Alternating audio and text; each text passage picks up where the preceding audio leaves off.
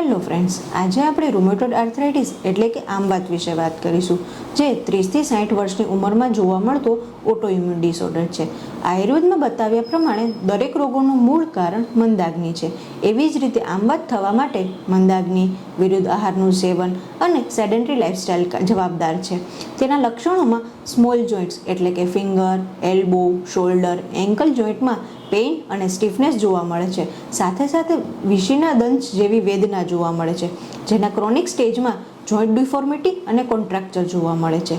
આયુર્વેદમાં તેની ચિકિત્સા માટે દીપન અને પાચન ઔષધો સાથે સાથે વિરેચન, બસ્તી, રેતીની પોટલીનો શેક અને નાડી શેક આપવામાં આવેલું છે.